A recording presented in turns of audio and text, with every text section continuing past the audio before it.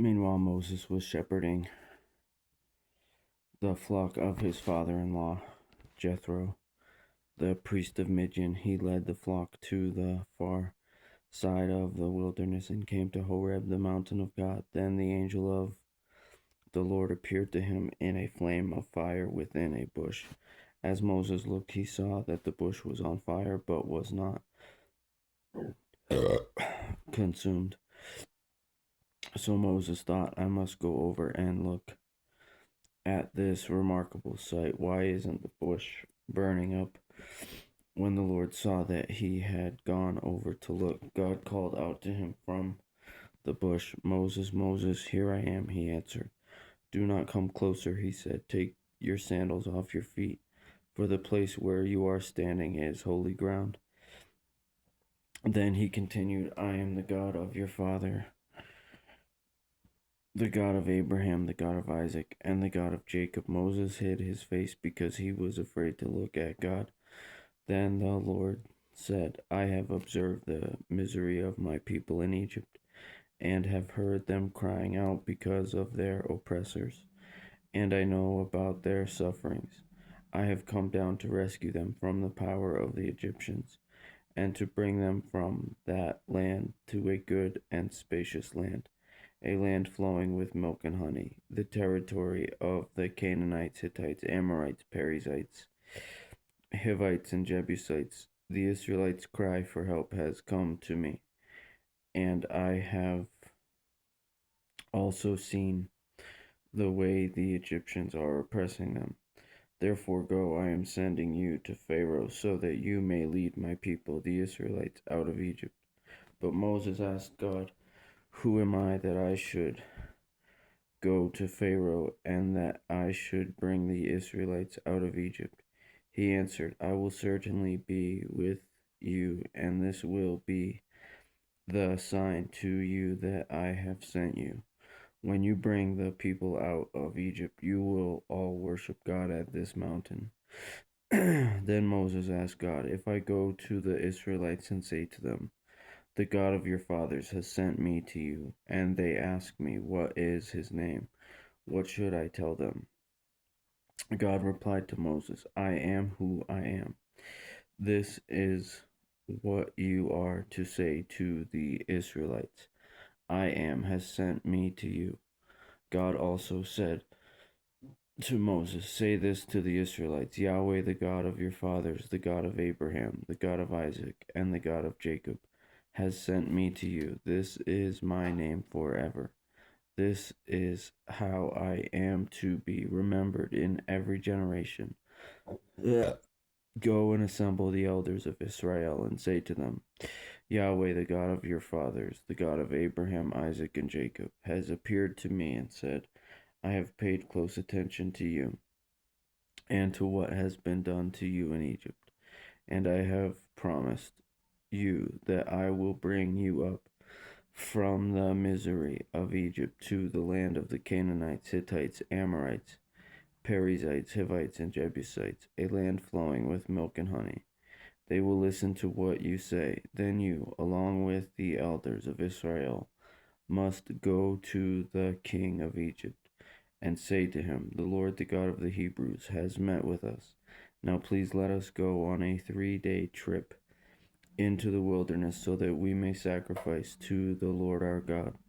However, I know that the king of Egypt will not allow you to go unless he is forced by a strong hand. I will stretch out my hand and strike Egypt with all my miracles that I will perform in it. After that, he will let you go, and I will give this people such favor in the sight of the Egyptians that when you go, you will not go empty handed. Each woman will ask her neighbor and any woman staying in her house for silver and gold jewelry and clothing, and you will put them on your sons and daughters, so you will plunder the Egyptians.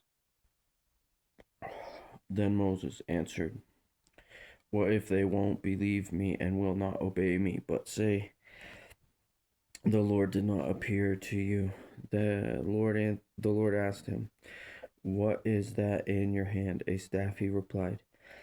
Then he said, "Throw it on the ground."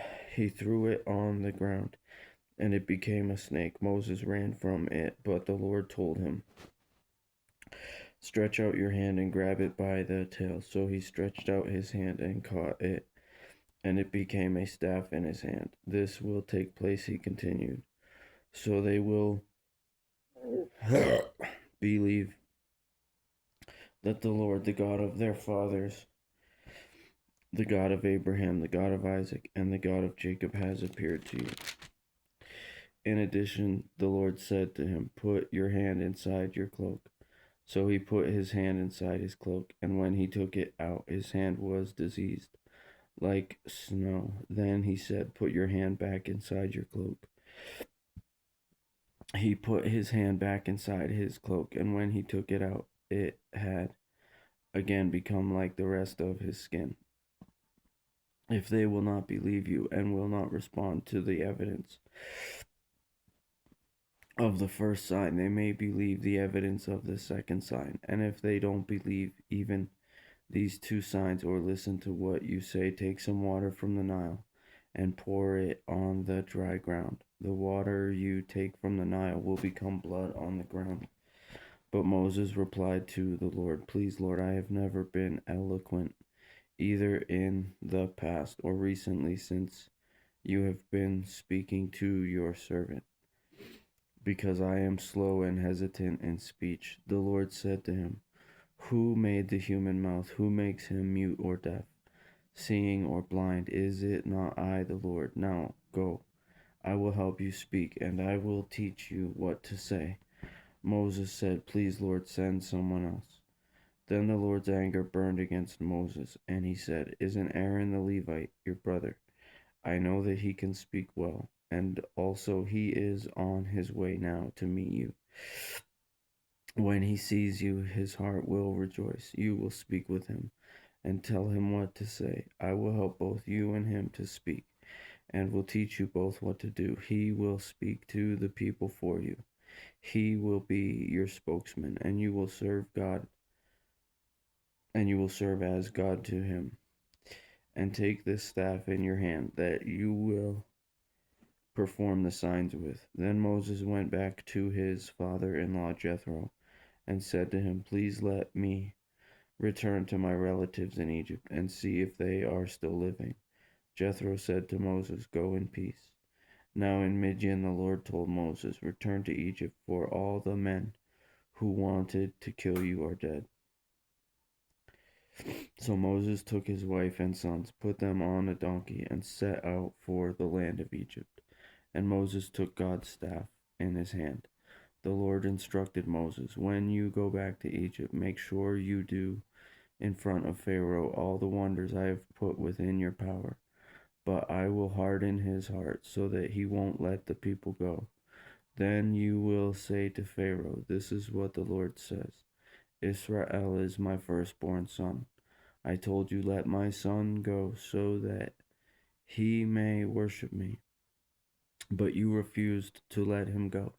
Now I will kill your firstborn son.'"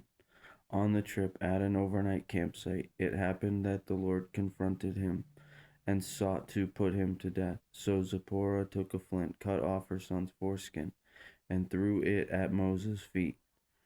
Then she said, "You are a bridegroom of blood to me." So he let him alone. At that time, she said, "You are a bridegroom of blood," referring to the circumcision. Now the Lord had said to Aaron, "Go and meet Moses in the wilderness." So he went and met him at the mountain of God and kissed him. Moses told Aaron everything the Lord had sent him to say, and about all the signs he had commanded him to do. Then Moses and Aaron went and assembled all the elders of the Israelites. Aaron repeated everything the Lord had said to Moses and performed the signs before the people.